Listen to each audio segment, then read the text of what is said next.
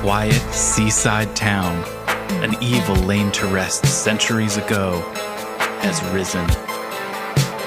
An abandoned fortress deep in the swamp holds a secret that could save the village or destroy it. Now, a band of adventurers sets out to dig up the wounds of the past and bring the light of day to the roots of ruin. This is Tabletop Gold.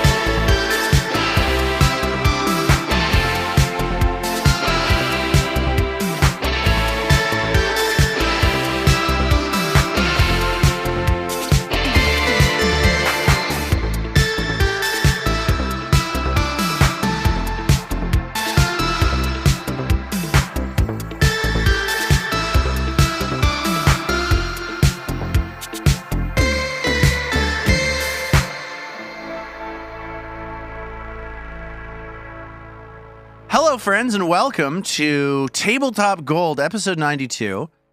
This is me, Lars Casteen. I've called myself in the past the Game Magistrate, and I've got some news for you. I'm rebranding. This is a rebranding day. That's right. I've taken on this new name on the Discord for a while. From now on, I've decided, look, I read something online that said that I was a quote-unquote harsh GM, and I'm going to lean into it as aggressively as possible. David, you put that appalled face away. I'm now character already. No longer the Game Magistrate. If people think I'm harsh, I'm going to be harsh. I'm now Lars the Golden Tyrant. Casteen. Thank you. I like it. Tabletop Gold, and you're golden. Strong. And I'm joined today by my golden sheep. Armat Humphreys is here. Hi, Armat. Hello. Good that time, Lars. Good that time to you. Zoe Chernicoff is here as well. Hello, good that time. Good that time. David the Tin Man Chernicoff is here. Good that time. I'm really getting tripped up by Tabletop Gold being TTG, but the Golden Tyrant being TGT. Yeah, it's a TTG situation. It's confusing. So there's a lot going on here. It's a schism. It's a great schism that we've got. It's the golden schism. Oh my God, this is awesome. And the name of the Golden Schism was just given to us in a way that I appreciate so much by Robin Lange. Hi, Robin. Robin, the golden schematic? The golden schematic. The golden ratio. Do you want to be the golden ratio? The golden ratio? Ooh. Fantastic. Yeah. Okay. Robin, the golden ratio Lange. There are a couple things that are gonna happen today. One, we know that we're gonna play Pathfinder, and that's really exciting. And I'm just gonna say, I've not had a great day. I haven't had a great week before this not great day that I had today. Sometimes I'm like, listener, you're gonna hear a show that's gonna blow your face off. I'm not doing that today. Right now, I'm excited tonight to play this game myself. I just want to play a game now. I just want to roll some dice.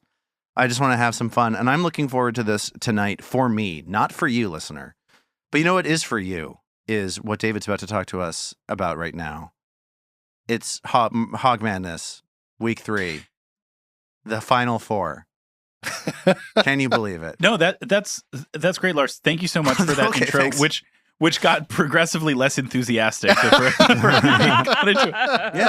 I, Lars Casteen, the Golden Tyrant, really want to play Pathfinder, so let's delay that experience by 10 to 15 minutes. Okay, here's what I'll say is I feel like right now, the Final Four, we got 2 matchups to do tonight. That's the correct number of matchups for what our show is like.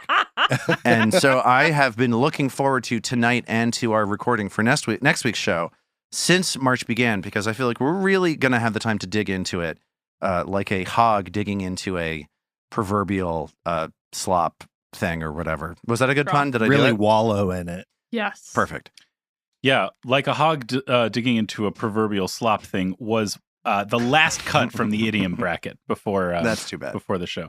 Yeah. So our first matchup is the winner of the pigs bracket, which, as you will all recall, was the top-seeded Warthog, has made its way through the pig bracket to capture pig supremacy, where it will face off now against the winner of the fictional things bracket.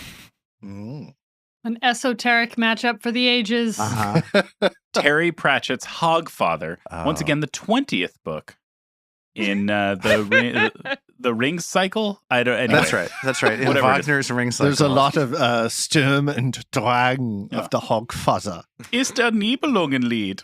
Probably. Okay, so let's kick it off. We've got the Warthog, our top pig, against the novel Hogfather, our top fictional thing, and we will start this week. Go ahead, Lars. I'd love to know more about Hogfather from the Yeah. two of you who have read this thing. Because if David abstains from this matchup one more time, I just feel like I want to save David from that if we could. I don't remember it particularly well, to be perfectly Good honest. stuff. So This is good. I may have to defer to Robin on this one. But yeah, Hogfather is Discworld's version of Santa Claus, if I recall correctly. Yeah, so that is what the Hogfather is. The novel, The Hogfather, is also kind of about Death and Santa Claus both kind of disappearing at some point. Like Death gets tired of his job, and so he tries to take over Santa Claus's job. So it's very, in some ways, you could argue it's the inspiration. Although actually, I think they came out almost the same year of Nightmare Before Christmas. I was gonna Um, say this has given me some NBC vibes. It's one of the more bizarre novels I've ever read in my life, and it does it in a way that is so charming and delightful. My favorite god from it is Oh God, who's the god of hangovers. Nice. God, I So there's, really like, should return to the Discworld series, I feel like. it's one of the goofier ones, and in the end, they have to essentially save both Christmas and Death, Okay, which well, feels this, appropriate. Yeah. this feels like it segues nicely into a little slight twist I want to introduce into how we do this. Oh. Rather than simply going round robin here, I would like for somebody who has a strong point of view Hmm. about who should be Oh, the this is winner good. here This is good to radio. step up and make the case. So the first hand that shot up is Robin Lange. I mean, What do you- obviously, what do since you I got? was able to Yeah. just like describe the Hogfather as a charming, insane Harry Pratchett novel. But not only is it a charming, insane Terry Pratchett novel, you are saying you view it as the superior hog to the Warthog. I absolutely, and that's the thing, because I enjoy it so much. Also, I never voted for the Warthog. The Warthog was actually one of my least favorites in the warthog, bracket. a warthog hater. I love it. So, And why was that? Make the anti-case. So the anti-case is it's just because it's hairy and has tusks does not make it the superior hog. The previous hogs in that bracket, if I recall, there was the potbelly. I love a pot-bellied hog, and that guinea hog was super cute. Yeah. Yeah, they were cute. I'm missing that guinea hog right now. So get out of here. So, All right. Well, get out of here, Warthog. Robin, thank you for standing up in favor of the Hogfather. Do we have anyone who'd like to jump in on behalf of the Warthog very briefly? I'll do the counterpoint in a way. Yes. I think when I imagine a hog and you say hog, my mind just instinctively, the connotation is the warthog. That's the conjured hog in my brain. And, I'm not saying it's nearly as delightful necessarily as the works of Terry Pratchett, certainly not. Only that if it is a hog bracket, the Hogfather is a diluted hog, for it is not solely about the Hogfather, but also death. And Terry Pratchett's, as said, a really clever and funny Discworld series. So anyway, that would be the counter case, I would argue. All right. Thank you. David, All right. Yes, Lars. Does it fit in the format of debate that you've set up? Can I ask one question? It doesn't, but you were the golden tyrant. Please fire Okay. away. Robin, is the Hogfather a hog? Yes, as a matter of fact, he does have a hog face with hog tusks, and spoiler alert, at one point in the novel, he does actually turn back into a hog itself. Okay. That's all Okay. I need to know. All right. Well, we have Okay. one vote each seated by our primary arguers. So we have Robin in the Hogfather column and our Matt in the Warthog column. So let's move now to Lars. Lars, what's it going to be? I think the choice is Which- clear. It's Hogfather. Hogfather has got to go. Has got to win. All right. And that brings now to Zoe. Zoe, what is your vote? Are you casting a vote for Warthog, the winner of the Pigs bracket, or Hogfather, the winner of the Fictional Things bracket? I'm sticking traditional, and I'm going Warthog. David. Wow. David, it's down to you. All on you you. can't abstain. David, the Tin Man tiebreaker. And I don't need to abstain because my thoughts on this matter run very, very similarly to Armat's. I think that the Warthog is kind of the hog conjured Iconic by hog. the iconic hog conjured by the word hog. Hoggiest. When you think about a hog and slop, it's not a warthog, it's a pot-bellied pig. Hakuna Matata. That's a good point. All right, so that means that by a final vote of 3-2, the Warthog is going on to the final. The You know question what? now becomes, yes. Round of congratulations. Let's give it to the That Warthog. was a hard fought hogging right there. It just shows what a good thing we're doing. What a true and noble endeavor this is. I concur. And I have to say, hand it to Hogfather for a truly impressive run to the Final Four right. and nearly making the final. the Gonzaga of this tournament. That's right. James All right, so Madison now let's move University. down to the other semifinal matchup, which, as you will recall, pits the winner of the non-pig animals bracket, the powerhouse, hog-nosed bat, Mm-hmm. the smallest mammal on Earth, against the winner of the idioms bracket, the phrase hogwash.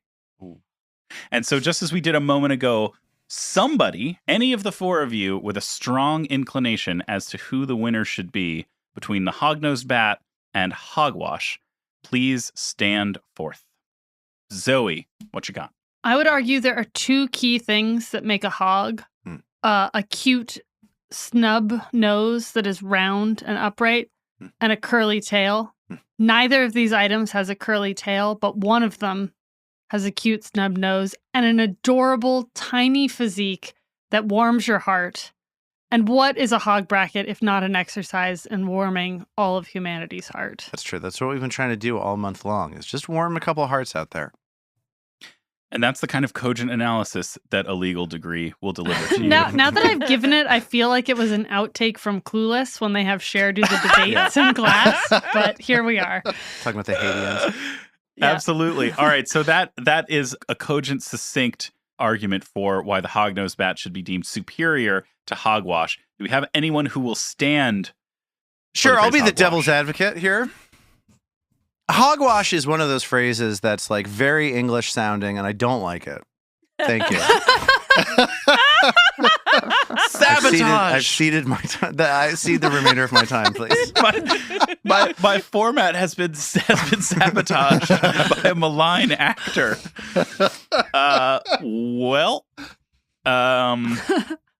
will speak on behalf of the phrase hogwash. I think Let him finish. I think that the hog-nosed bat is an absolutely delightful creature. It is in no way does it say to me superior hog. It is in and of itself a wonderful thing. I think it is misplaced in this bracket over other more prototypical forms of hogs. So I have very much enjoyed getting to know it, would never have encountered it otherwise. I will not be voting for the hog-nosed bat to move forward. Hogwash is a wonderful phrase whose meaning and flavor derives from the hoggiest of hog attributes, which is that it is Dirty. super dirty. Okay. That's my argument. So it sounds like let's now- Zoe's doing an appeal to emotion, and you're doing an argument about semantics. Let's see which side wins. Yeah, let's see how the people feel. All right, so we have one vote each recorded for the two matchups here. Actually, I would argue we already have two votes recorded for the hog-nosed bat I based think on you do. Lars's I sure think you do. Lars's chicanery. So with 2 votes to 1, hog-nosed bat is in the lead, and we turn now to Armat Humphreys. What you got? Well, and this is probably just because I'm a pure hogwash partisan based on my aforementioned connection to my grandfather. So I have to vote hogwash. No shocks there. As much as I do adore the hog-nosed bat and think it is a delightful tiny creature that I would love to hang out with. Same. I respect it on its own. It's out of its depth here. All right, Robin, that leaves it to you. We are 2 votes for the Hognose Bat to 2 votes Such a big for vote. Hogwash. It Yeah. all comes down to this. Robin Lang, what's it going to be? Oh, this is a lot of pressure. Under pressure. So coming into this, I was totally 50-50. I was totally 50-50. I couldn't decide.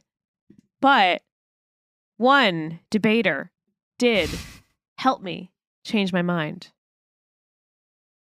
And that argument was from David Chernicoff. So I have to go with Hogwash. What? Are you Big serious? Unexpected. Are you kidding me right now? I love the Hognose Bat, but you know what? Hogwash is so purely hoggy. It This is truly big. is. This is Wow. big. I'm This so is sorry, so Lars. It's enough You said. know what? This is what hog madness is all about, though. Madness. It It's is madness. absolute. It is mayhem, It's bedlam. infuriating. Yeah, here in the Lots semifinal of round. upsets. So the crowd with is literally rioting. with Robin having cast a courageous tie-breaking vote, I'm prepared to reveal that if Robin had gone the other way, I would have just declared Hogwash the winner by autocracy. But instead, Wow. I didn't know you could do that. I've managed to do it by persuasion. I'm just straddling the different models of how to run Coercion? a country here. Oh. Yeah.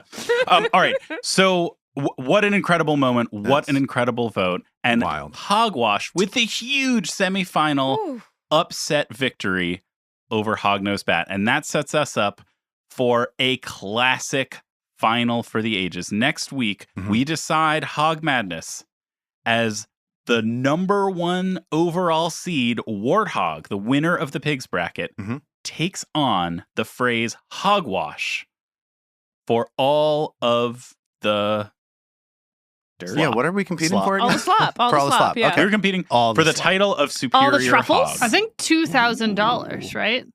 That's right. We're going to give The the winner phrase gets- hogwash $2,000. That's right. We'll Venmo it. And Whoever is at Hogwash is about to clean the fuck up and have no idea what's happening. Boy, did I pick them. Every March this ends up happening. Honestly, if I had filled out my bracket beforehand, I would have gone home empty-handed. There's no way I could Oh, have yeah. My predicted how this bracket was got gonna go. busted Yeah. hardcore This is- today. Oh, super busted brackets all around. Well, ladies and gentlemen, that is our show. We will pick it up from Yeah. there next time. That was only twice as long as it should have been, which is we're look, we're making doing steps in the better. right direction. Lars, I told you it was going to be fun. I told you it was going to be fine. No, that was incredible. I loved that. That was the best. Like genuinely, two things is the correct number of things to talk about. All right, let's just try to put that excitement behind us as we move onwards to other important things. And that is to thank people for leaving reviews for us. Reviews help support the show a ton, particularly when they're left on the Apple podcasting network or whatever it's called. Just like this review from G. Browdy, our friend from a friend of Hoot over on the Discord right now. He left this great review saying that he's privileged enough to have an iPhone and is able to therefore write this review on a completely dry phone. You say that you should join the Discord community. You may even get a ballast point. It's just a full-on community love fest over here today. I need it. I needed it after having my heart broken so many times by all these hogs. And thank you so much to G. Browdy for leaving that review. And now it's time to play the game. Every time I do this transition, I think, oh gosh, I think about the wrestler Triple H, whose theme song is Motorhead singing this song that begins like, "It's time to play the game." And I think about that every time. Okay, let's go. You've just learned that Vadim is spending this day of exploration in the Abomination vaults, pondering a difficult question: whether to leave the group and return to his home in the Gravelands to join his brother, Radu. Vadim's consideration of that question has perhaps taken a pause, though. Now that you've entered yet another chamber filled with the signs of the strange biological experimentation known as flesh warping. This room contains 3 macabre surgical tables, 3 magical spotlights, and a vivisected Morlock who has risen as a vengeful spirit, now hell-bent on inflicting suffering on whomever is in this room. But wait, we're in this room. Oh, Yikes. It's okay, we got this. Ugh. yikes. That can't bode well.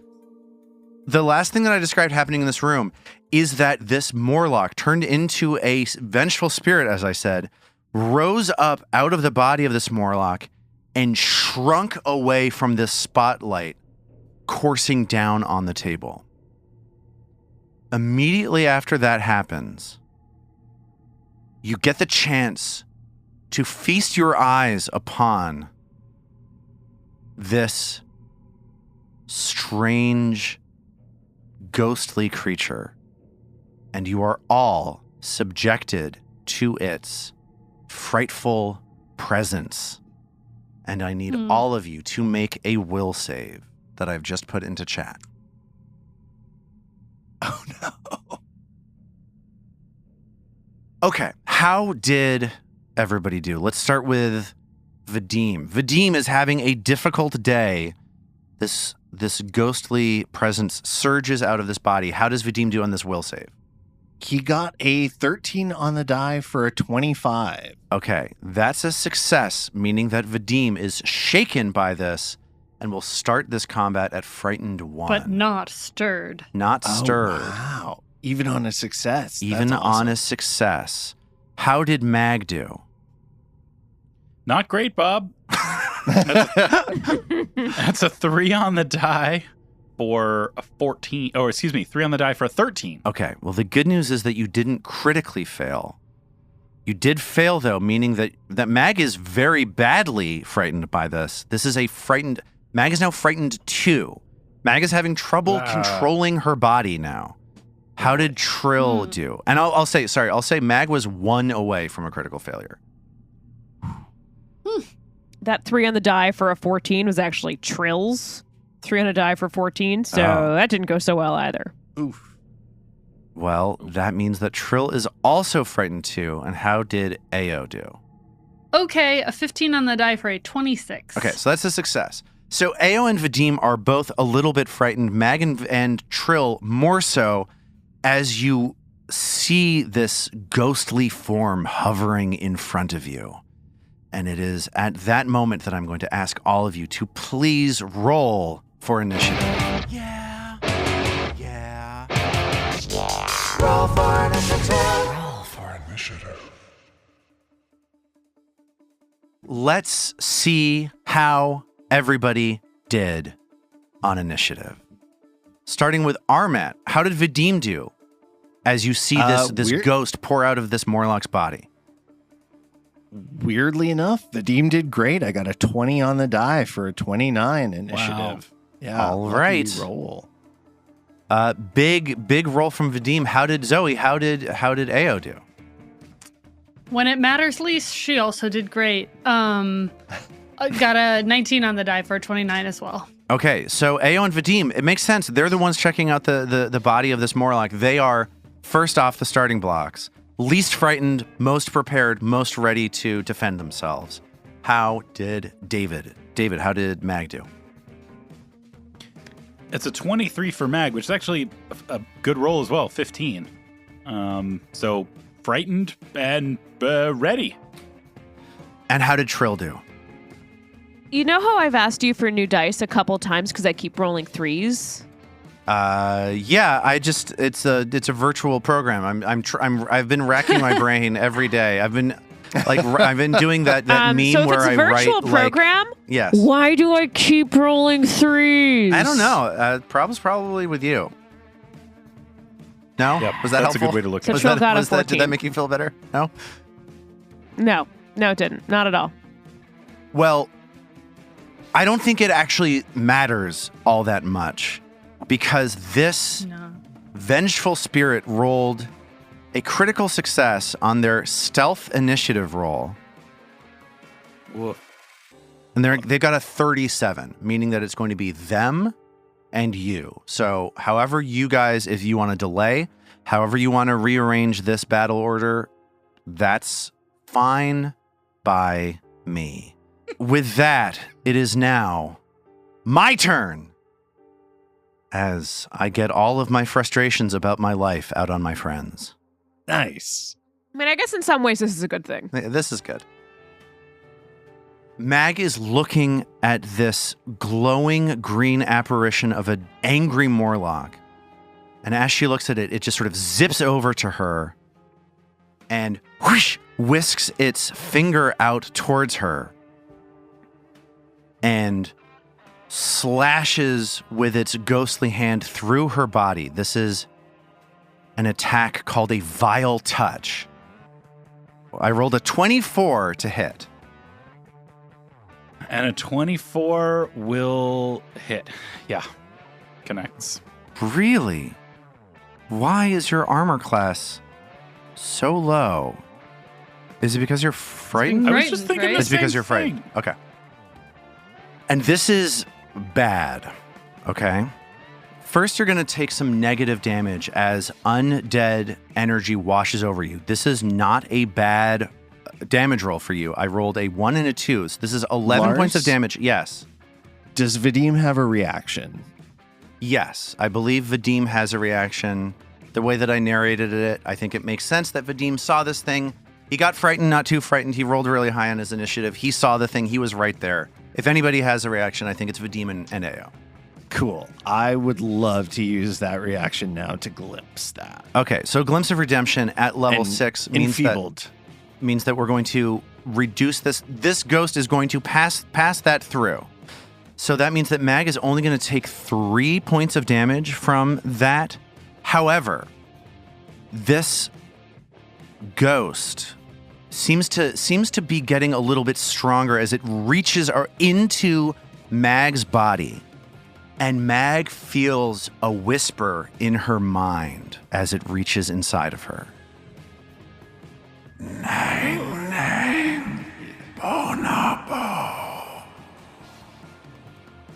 And I need Mag to make this will save. A will save to Magdaruna. Let's see what happens. Well, the hits just keep on coming, folks. That is only a 5 or a 13. Okay. Because you are frightened, that's a critical success. Meaning, Well, critical you- failure, right? sorry, Yeah. yes, a critical success for me. Yes. Meaning that Mag becomes controlled by Okay. this That should be ghost. fine, right? Maybe I should hero point this and re-roll it? I'll let you try that, sure. I don't know. Is that crazy, y'all? I I Don't would think love for you that's not to crazy. be controlled by Yeah. a Morlock ghost. You got to I make the don't choice think- now. Choice now. 5 seconds. Hero point. Okay. I'm going to use a hero point and try to have that not happen. Okay. Which is to say, I will re-roll it and roll slightly lower. Okay, let's see what happens. Here we go, folks. Come on, babe. Oh no! Well, dear listener, I did not roll slightly lower. I rolled a natural 1. So that is a critical failure, and my last hero point That was your last hero point. Okay. is gone. Okay. woof. So, I'm just going to tell you what this is called. This is called spectral corruption. If you had failed, you'll become their spectral thrall, basically. You become controlled by them. You have to obey their orders. You do not obey obviously self-destructive orders. This lasts until the end of the thrall's next turn, at which point it is no longer controlled, but becomes stupefied 2 for an hour as this thing rattles out of your brain. A critical failure is the same, except that the duration is unlimited. The thrall can attempt a new will save at the end of each of its turns. On a success, it's no longer controlled by the specter, but becomes stupefied too again for an hour. So, David, Wow. kick up your feet. I'll see you in a little bit because I'm driving Mag now. Just hang out. Just make fun of me for making bad Mag choices for the next half hour, please. Not going to be any worse than mine would have been. Guys, I know this is bad, but let's look on the bright side of this. My black metal band now has a name, Spectral Thrall. Spectral Thrall is a great. So, black metal band. like, yeah. you know, Silver Pretty good. lining. when Yeah. life Black gives you lining? spectral corruption, make Spectral Thrall a reality. So let me tell you about the controlled condition. Someone else is making your decisions for you, usually because you're being commanded or magically dominated. The controller dictates how you act and can make use of any of your actions, including attacks, reactions, or even delay. The controller usually does not have to spend their own actions when controlling you. So there it is. It's pretty cut and dry. It's just going to be so awkward when this ghost uses Mag to destroy itself. That's right. Please. Nang nang bonobo. Okay. I feel like that was another Cher from Clueless argument right there. That's it from this spectral Morlock. It is now Vadim's turn.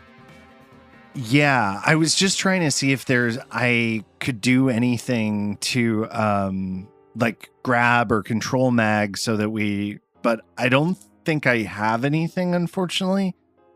Yeah, him controlling the strongest character makes Yeah. grappling pretty hard. Totally, yeah. All right. So what is Vadim going to do? Vadim is going to stride so he can get into range. And then As Vadim strides forward, he feels Mag's maul, bam, slam him in the stomach. oh, of course you have attack of opportunity. Attack of opportunity. Oh, Shit, I totally forgot. That's awesome. Good AOO. Damn. And I just rolled a 20 on the die. What You gotta draw. Nice. Not so nice. Nice. Lars, I have to say, so far, you're doing exactly what I would have done. Yeah. I cannot believe that this That's is how this amazing. combat is going. I don't know what happened in your day leading up to this, but I do feel like you kind of deserve this. Yeah, the tide has turned for you. I need this so badly, guys. This is a critical hit called Thunder Strike. It's a critical effect. The target is deafened until healed. I'm going to, the way the critical effect cards work in the critical hit deck is I can choose to not use the critical specialization of the maul and use this instead. I'm not going to do that. I'm going to use the critical specialization of the maul. Okay? Okay. So I'm knocked prone. So I'm rolling critical damage with Mag's maul. I have just dealt 40 damage to Vadim. That's a As lot Vadim of gets damage. slammed in the side and he feels himself losing control over his limbs as he becomes clumsy and enfeebled at the same time and is Holy knocked shit. prone. This is what we get for destroying your mummy like that. Evidently, yeah. Lars is right now reaping the benefits of all of his kind, non-tyrannical GM choices about how I was allowed to build Mag. Yeah. Yeah, I'm like, David, you can do anything with Mag. Just don't put any points into wisdom and do not increase her will save ever. That's all I ask. Could I have an uncommon crushing rune? Sure. Yes, of course you can. course. David, I want you to have fun with the game. Take the crushing rune. See how much fun it is? Okay, Oh, so that's boy. one action from Vadim. Vadim tries to run past Mag, gets clobbered, and falls over as the room starts spinning around him. And at that, I think, to borrow a bit of David's, I think Vadim would say something like, "Woof." So, Presumably he begins bleeding out of his eyes just because that's what always happens. I mean, What Vadim if does. not now, when? I guess I'll use an interact action to get up from prone. Yeah, that's not an interact, it's a move, but sure, you can stand up. Does it? It doesn't. Well, I've already triggered the AO. Right. Mag does not have another AOO. Thank God for that. This is the moment when I check to see if my Spectre has an AOO, if I can hit you upon standing up. It doesn't seem like I do. Okay, cool. And then he's going to just start the party and strike at the Spectre with Vigilance. Okay. That is a 29 to hit. And that 29 hits as Vigilance slices through this ghost. And we mentioned before that Vigilance has a ghost touch rune on it, meaning that you see Vigilance like reach into the plane of ghosts and cut effortlessly through the ghost. Like you are doing direct damage to it. Awesome. It is not resisting any of this. Amazing. 9 damage. Okay. It is now Ao's turn. All right, so I think the first thing AO wants to do is just make sure they understand what they're up against. Obviously, this thing is sort of possessed mag. It seems more fearsome than any other ghost they've come across. So she's just trying to understand what WTF is this thing. So if you want to know more about this, it seems like this is probably a religion check to see what you know about this undead thing. Not say like anything other than religion? I don't see much that you might know aside from through religion, no. All right, well, let's see what happens. Okay.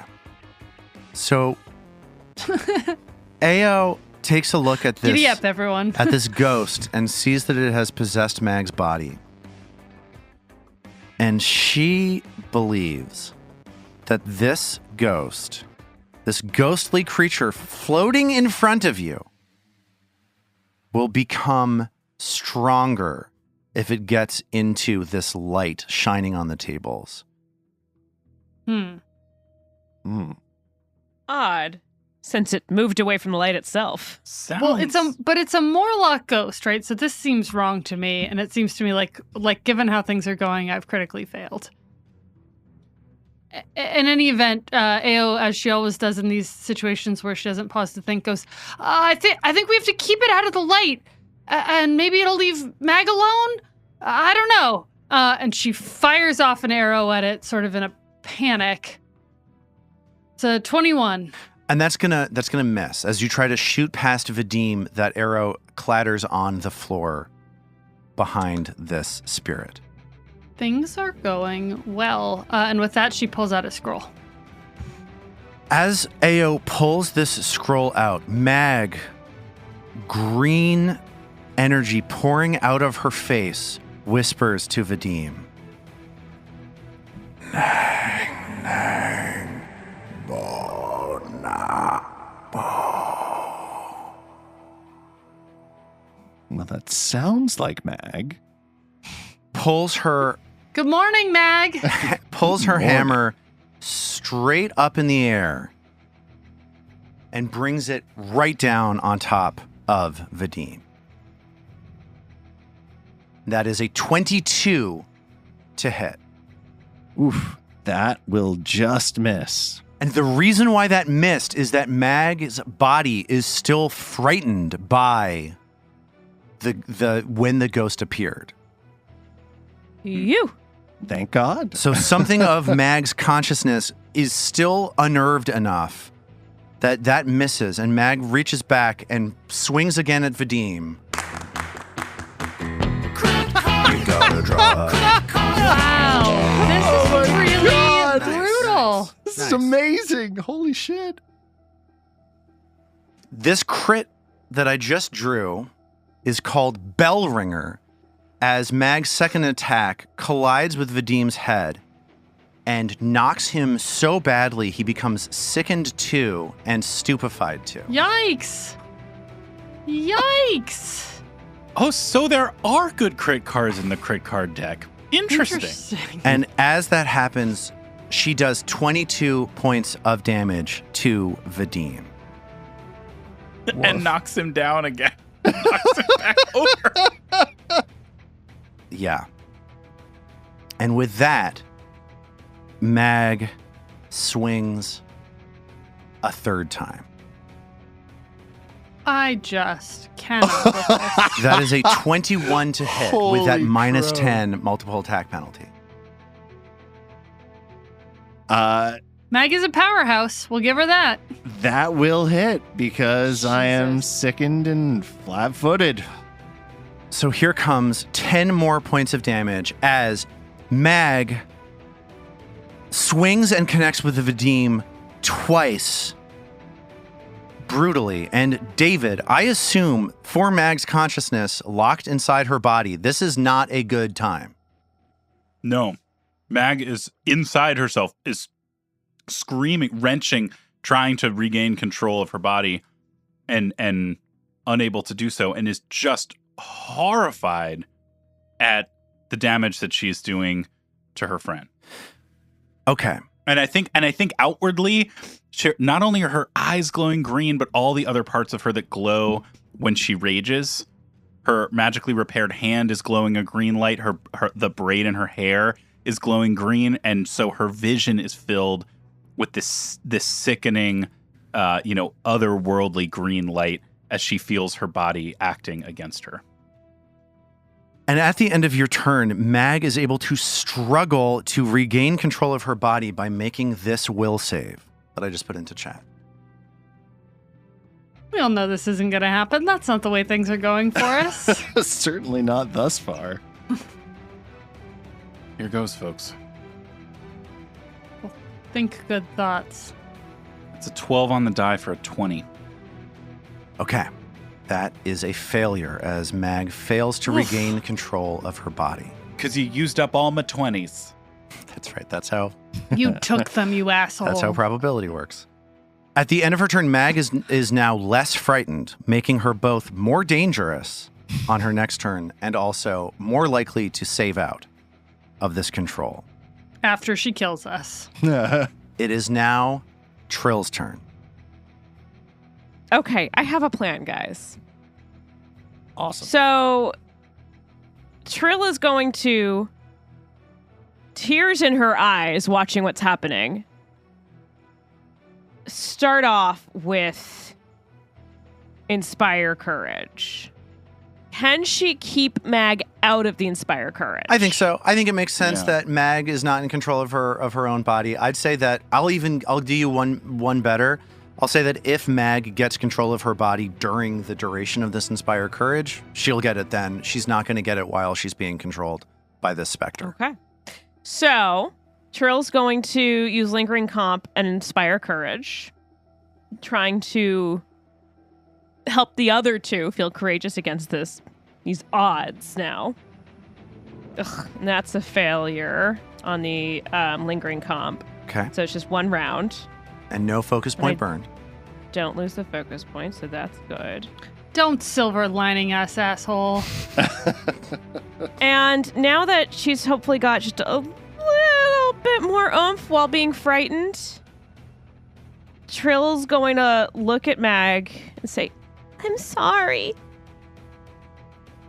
and cast Paralyze.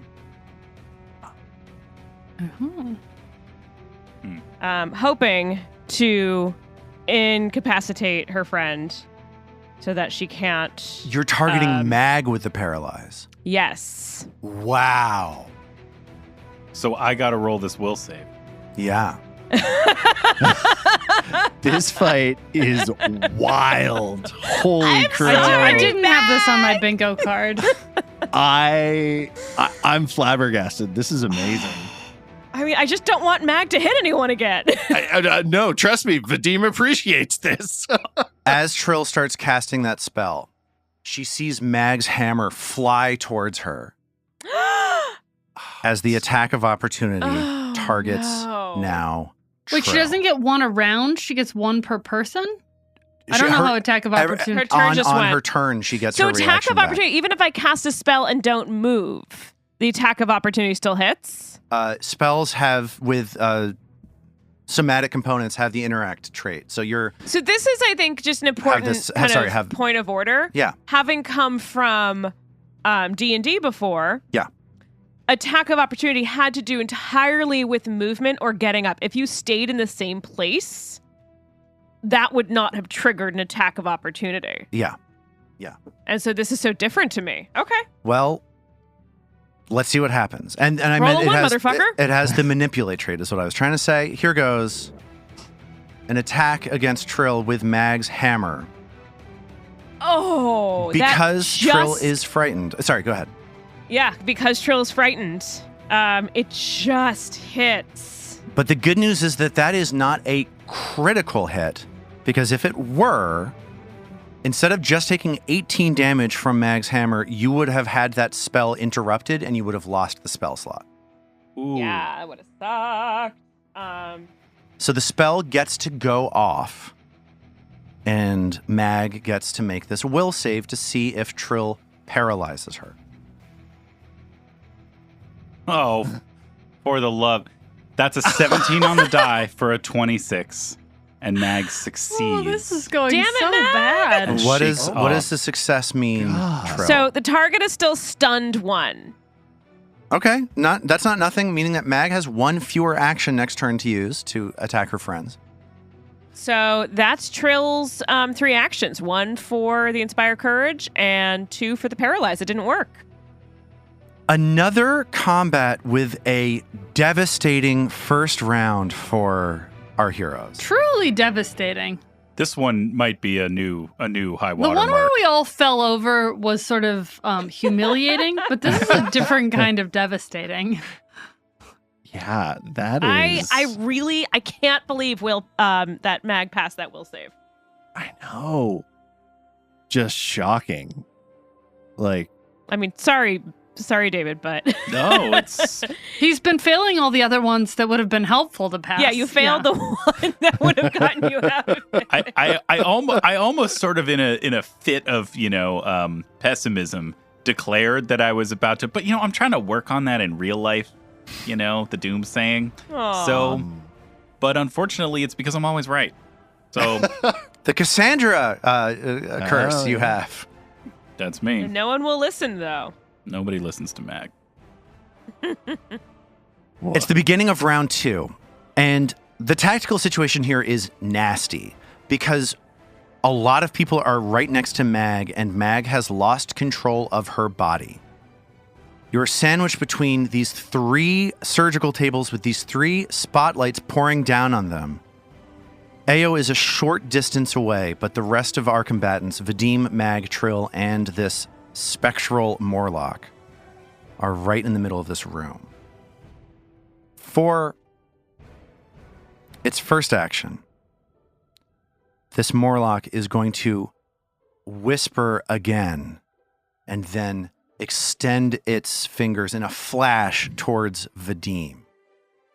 Vadim on the ground, prone, enfeebled, sickened, stupefied. I rolled a 33 on my attack. well, that's a God. crit.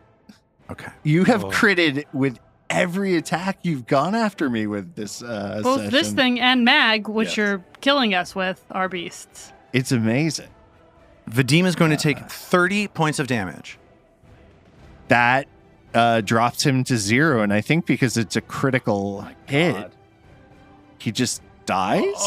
Is that correct? That's not correct. He goes to dying Oh, 2. thank God. He goes to dying 2.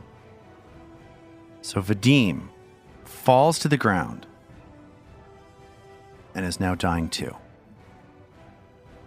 And I think just before he passes into unconsciousness, you hear him go, Radu. Oh, God. Come on. Jesus Christ. Not Radu. And this spectral creature then starts floating in a flash around the room, skirting around the edge of this spotlight, and stops as Because blink- of how healing the spotlight would be. That's right. And stops as Trill blinks her eye right next to our bard friend. It is now Ao's turn.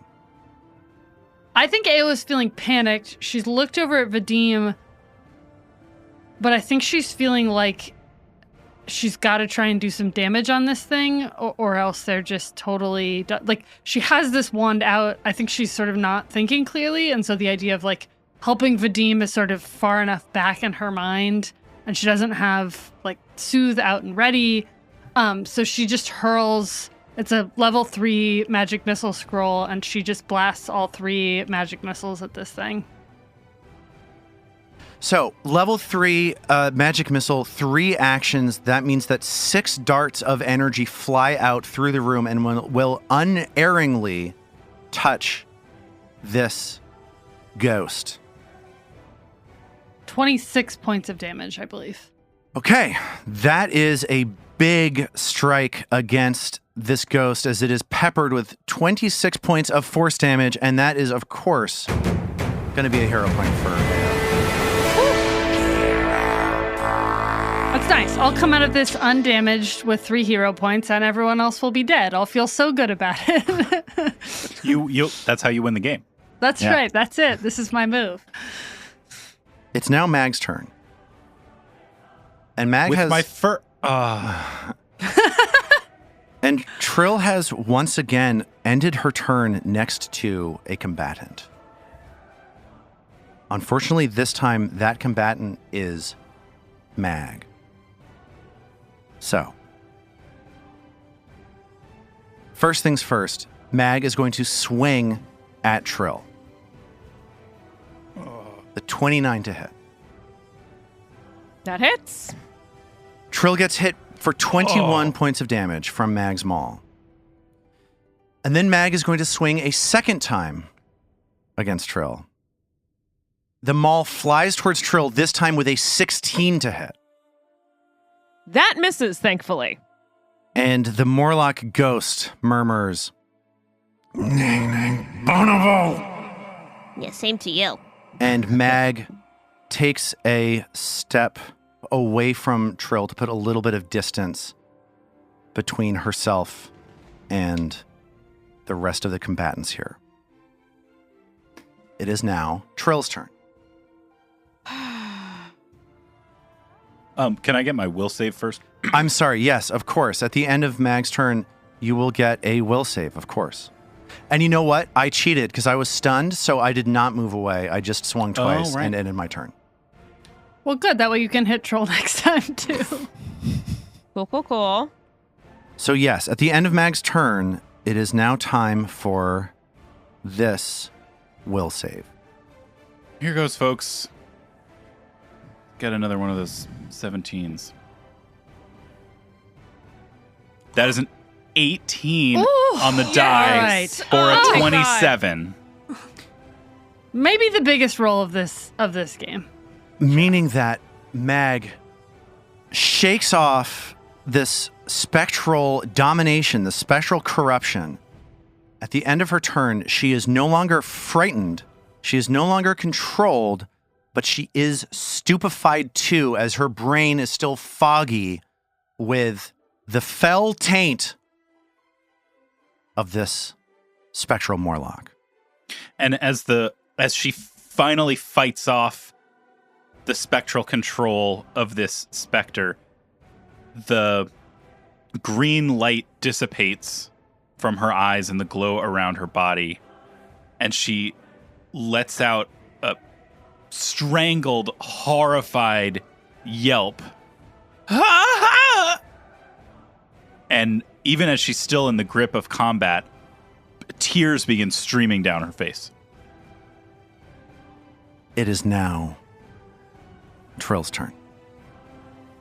So Trill's going to, again, now that Mag is back, is going to go ahead and cast her Lingering Composition to try and get a longer Inspire Courage, since she still has that focus point. And that's a success at a 24. So we all have All Inspire right. Courage for 3 rounds. Very good. Tides are turning. Okay.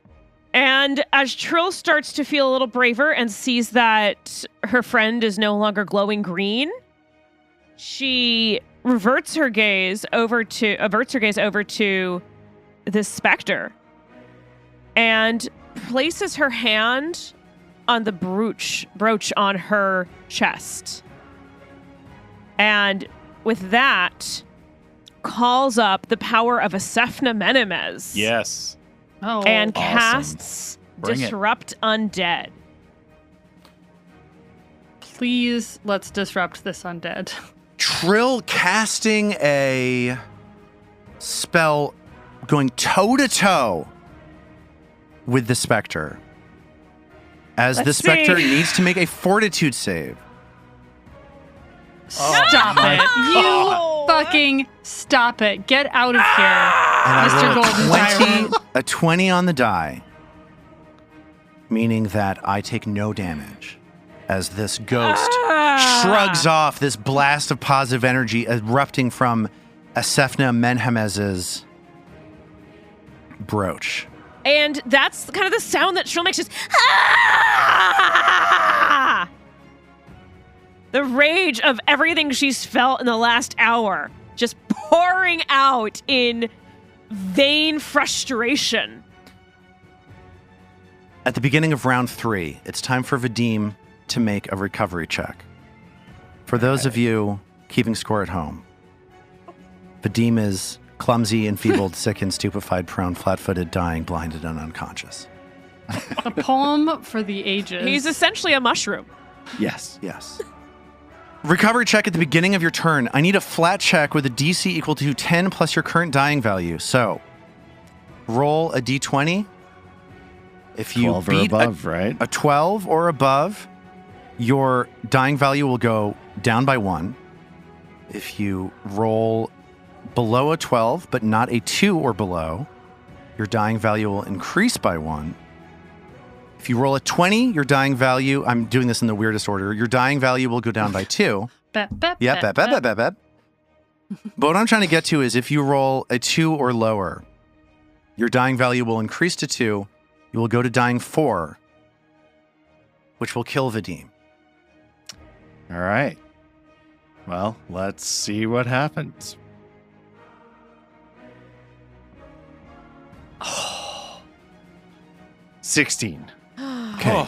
Vadim fitfully fights off death and is now dying 1. And at the end of his turn, he loses a few of those conditions given to him by Mag, I think. Yeah. Who can say? Good It's looking all up, been among Mag. friends. And it is now the Spectre's turn. The Spectre is going to turn towards Trill and extend its vile finger in her direction. It's a 24 to hit. That hits. Trill's going to take 14 points of negative damage, Okay. and she feels the tendrils of this creature's corrupting touch invade her mind. And I need Trill to make this will save. Does this have anything to do with fear effects? I assume no. No, this has the mental trait, but not the fear trait. 25. The DC is 24. Whew. Ooh, skin of our teeth. Trill fights that off as this ghost remaneuvers to the corner of the room, taking up a defensive position in the southeastern corner. Get out of my head! It is now Ao's turn. Vadim, unconscious, 10 feet away from her. Trill barely hanging on to consciousness. Mag finally once more in control of her body. What will Ao do? Well, Ao desperately wants to keep this ghost out of the light, but since there still hasn't been an opportunity to do that, she's going to pull out her Wand of Soothe. It's a level 2 wand, and she is going to cast it at Vadim to try and get him back up on his feet so that people who might actually be able to hurt this thing can hurt it. 17 points of healing. Awesome. Okay. Vadim heals 17 points back and is now no longer dying, no longer unconscious, but now wounded and prone. You just wanted to say some more nouns. I love nouns. Noted noun lover. It's a strong choice, really. It's a person. It's a Hot place. take, really. It's a thing. It's a hog. A person, a man, a plan. Yes, a Right, canal, the Panama. canal. Yeah. I'm Vadim's eyes snap open as Ao's healing magic, soothing magic washes over him. And he sees Vigilance lying on the floor right next to him, a few inches away from his now open eyes. It is now Mag's turn. You want to let Lars do this one just for old time's sake? I think I might want to have him roll the dice.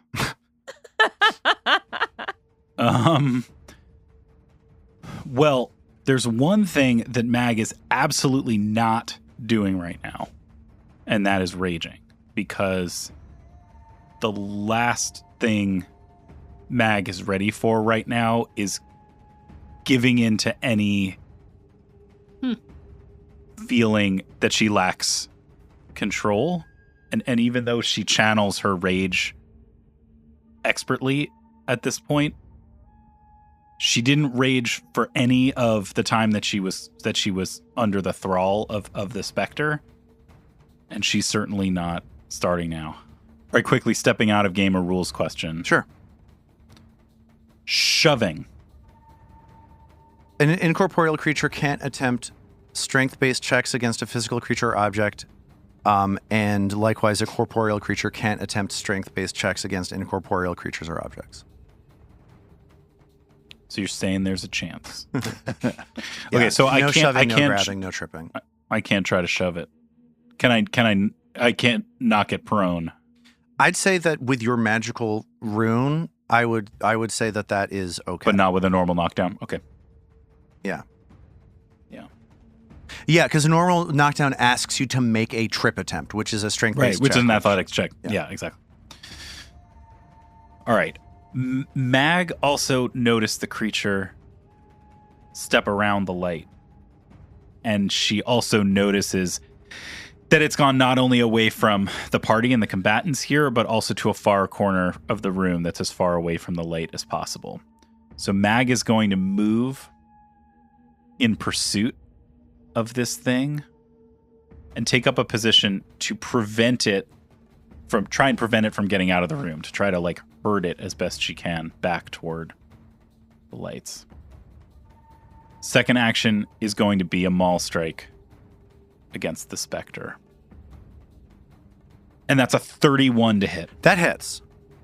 All right. The maul does, you see the maul pass through some of the form of this Spectre. So you get the sense that not all of the damage you're going to do to it is going to affect it, but you do connect with at least part of it. And the rest of the momentum from the maul strike crashes into the wall behind it as it takes 18 points of damage. Probably not that much. Yeah, not all of that 18 points of damage is applied to the Spectre. But it does grunt. But some, we're chipping away. But some. And final action is going to be another strike. Hey, and that's 17 on the die for a 28 to hit. even That with the also map. hits. So Mag runs forward and two quick strikes at the Spectre. And that's 21 on the damage roll. This fight is turning around as Mag Good. It needed to. has control of her body once more, ends her turn right next to the Spectre. We'll see what happens next with that. But it is now Trill's turn.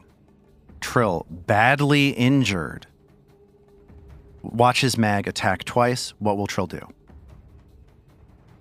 On Trill's belt, next to the dagger she never uses, is something she bought a while ago that hopefully is going to have a little bit more success than a spell here. And she takes off her belt, her ghost charge. Is that an action to grab that, I assume? Yes. Okay, so first action is to grab the ghost charge. And the second action is to throw the ghost charge at the Spectre. Nice. So this is going to be a bit of a clumsy toss from Trill, because I don't believe that Trill has a great proficiency with this No. ghost charge. No. but let's see what happens. It's a desperate situation. Let's see if Trill can pull it out. And she misses with only an 18. Oh, no. She misses with an 18, but the good news is that if she had critically missed, none of that would have hit the Spectre. As is, the splash damage from the ghost charge will hit the Spectre. Okay. Okay, that's what I was hoping for. A little bit of splash damage at least. And this moderate ghost charge is going to do 2 points of positive splash damage. All of that will go through. Okay. And Lars, am I reading this right? A primary target that takes damage from a ghost charge becomes enfeebled 1. Does that include the splash damage? Gosh, yeah, I think so. Why not? It's damage from the ghost charge. So yes, this ghost becomes enfeebled 1. So it is weakened by these salts that burst open on the wall behind it, pour all over its spectral form, and this alchemical fizzling fills the room. Mag also gets doused with it, but positive damage isn't going to do anything to Mag. So for Mag, it's basically just a pungent smelling powder falls over her, doing nothing to her. Giving her a funny mustache. Yes. Like she's been drinking astronaut milk. And for Trill's last action, I think she's actually going to cast guidance with her pendant of the occult on Mag, who is the closest. Okay. What is guidance? So, for guidance, Trills asked Desna for divine guidance, granting you a +1 status bonus to one attack roll, to either one attack roll, a perception check, a saving throw, or a skill check that you attempt before the duration ends. The target chooses which roll to use the bonus on before rolling. If the target uses the bonus, the spell ends. Either way, the target is then temporarily immune for 1 hour. So I get one little +1 on you get something a that I +1 status Okay. bonus, yeah. All right, thank you, Trill. That's awesome. Yeah, and guidance, a one action spell, verbal. Trill essentially calls on Desna and shouts an inspiring phrase at you. And now Mag. Yep. They had one action left. It is. Now, as that word of inspiration passes through the room, it's the top of round 4. Vadim splayed out on the floor on the western side. Trill near death in the middle of the room. Mag toe-to-toe with this badly injured Spectre. And Ao so far high and dry, watching from a safe distance. It's Vadim's turn. Vadim, I mentioned before, you're prone on the ground. You've just woken up. You have a small number of hit points. You have 17 hit points. You are wounded, and you see your weapon lying on the ground in front of you. What will you do? Vadim is going to use an interact action to stand. It's a move, but yes. Or a move action, sorry, thank you. And having seen Trill just toss a ghost charge, he's going to follow up on a good idea, reach to his belt, and draw a ghost charge as well, and he's going to strike with it. His strike's probably be a lot better than Trill's. One hopes. Fingers crossed. I mean... Oh, God, have I just doomed us? Oh, that is gosh. a 26 to hit. That's I'm 26. no longer prone. Those debuffs are killer. Just hits, even though Vadim is sick to his stomach, even though Vadim is a little bit too far away for this bomb to hit. He reaches down deep, and this ghost charge flies across the room and slams into the ghost, sending the full payload of these salts onto the ghost. As a sizzling sound fills the room, how much damage are we talking about? That is, including the splash damage, 14 points of positive damage. And all of that goes through as this ghost is now near death. It is now the ghost's turn. It whispers a familiar phrase one more time. Nang, nang, bonobo. And reaches its finger out towards Mag. Not this again. And I rolled an 18.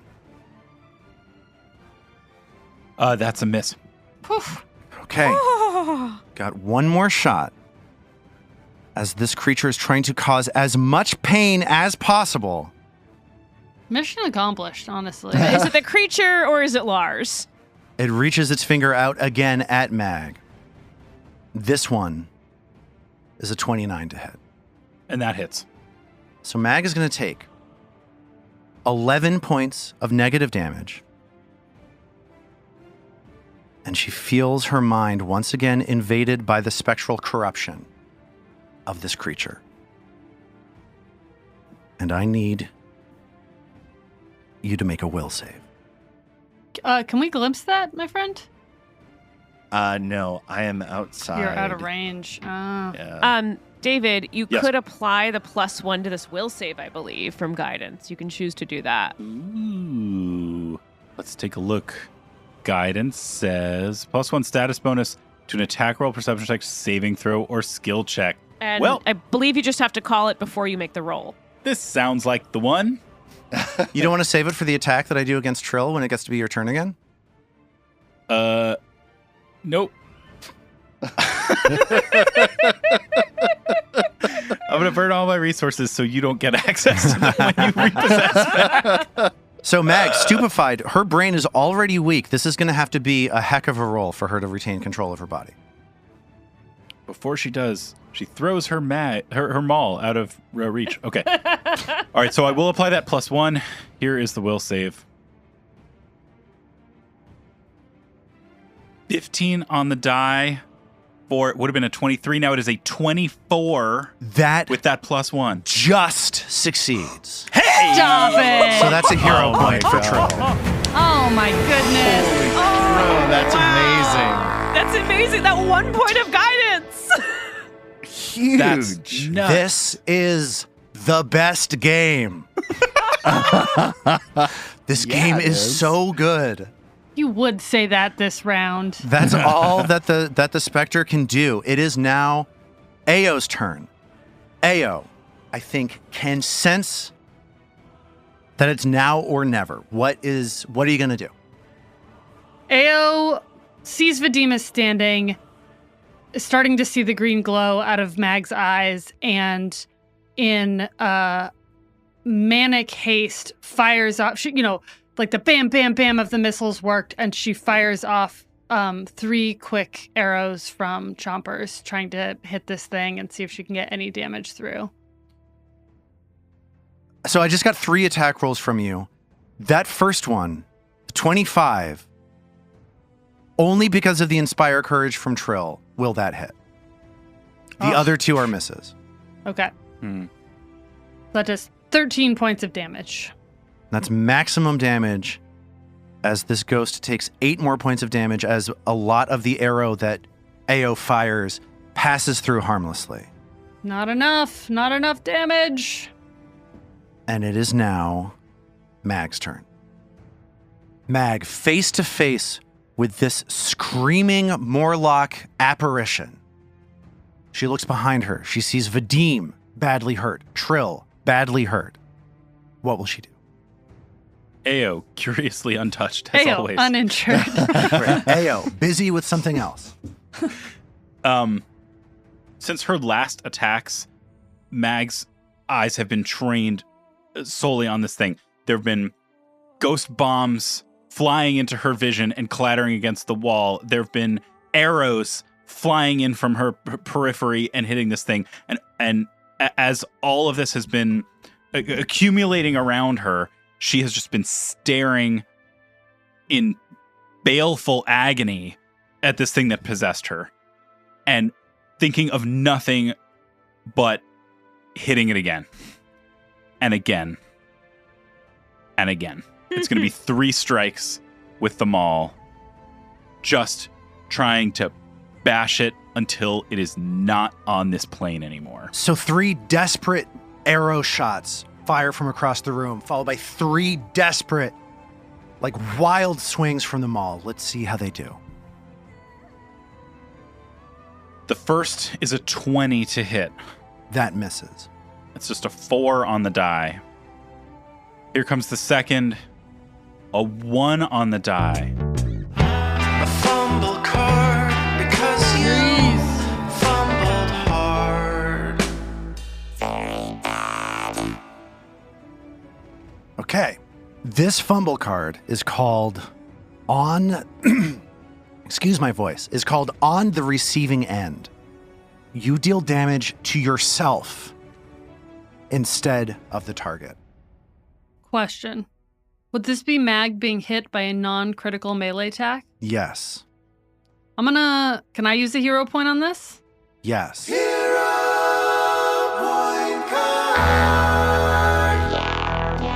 We've got a great one from a great gentleman, ladies and gentlemen. This is from an unknown Mr. Chris in, let's say, Pelham, but listed as Astoria, Queens.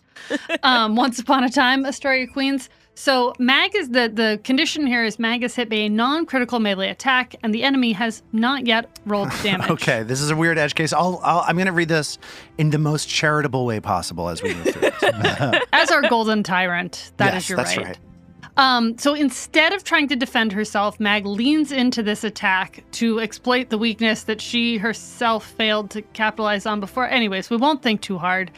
Instead of taking damage from the attack, for each of the triggering attacks damage dice, Mag will roll 2. She will roll 1d8 and 1d12. She must assign either the d8 or the d12 sum to herself and the other to the enemy. The damage type is the same for both as the triggering attack. Okay, so Mag swings around and winds up hitting her, seeing her hammer swinging towards her own shoulder, and she decides to, based on Chris from Astoria, Queens. Thank you so much, Chris, for sending this in. Thank you, Chris. Thank you, Chris. You A managed lifesaver. to hit yourself in the shoulder and then slam your shoulder into the ghost. Let's get 2d8 and 2d12. Yes, I will. So the nature of this card was if something were hitting me, I would be kind of leaning into the blow and redirecting part of it. I am hitting myself, so then I am redirecting part of my hitting myself to still hit the other thing. That's right. And the answer to why you hitting yourself has finally been answered. Yeah. To hit others. So let's get 2d8 and let's get 2d12, please. Hurt people. Hurt people. You know, Mag does kind of hit herself to hit others. That's sort of the essence of the whole thing. All right. So the 8s were a 2 and a 6. Okay. So that's 8. If Yes, I count. correct. And then the 12s were an 11 and a 6, which I think makes a 17. So I will take the 8 myself, and I will deal the 17 points of damage to this spectral Morlock. Mag feels her shoulder bash into the ghost. 17 points of damage minus resistance of 5 is 12 points of damage.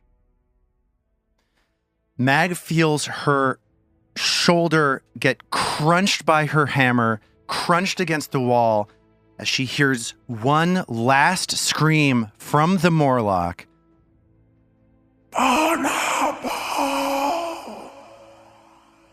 As it had 12 hit points left. Whoa. And Mag and the rest of the group see this Morlock specter vanish into dust. Oof. Chris from Astoria. What a perfect card from a perfect man. And we will pick up from there next time. Oh my God, Lars! That was insane!